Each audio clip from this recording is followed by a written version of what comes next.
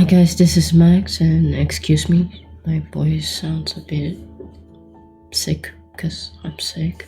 Have you ever tried to copy and paste the subtitle to another project, thinking that it will also paste the subtitle track style? But you do that just to realize that only the text was copied and pasted.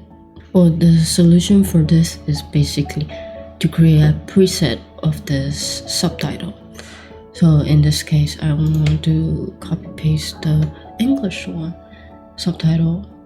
So I will click on the subtitle and I will go up here to the three dots, click, and I've saved a few before, but now I will save track as a preset. Let's just put YouTube sub English. Okay, and after this we go to the new project we were using. You click on the subtitle and now you should see the subtitle you created here, YouTube subs English. You just load preset and voila, now you have the subtitle track style.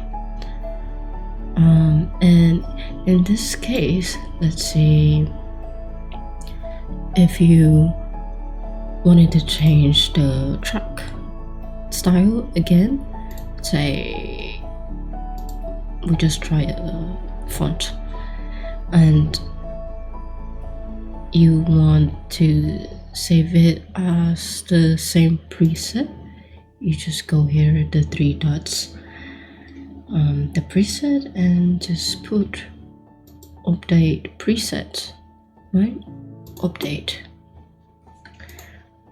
So in this case, when you create a new subtitle and you click load preset, it will be the updated one.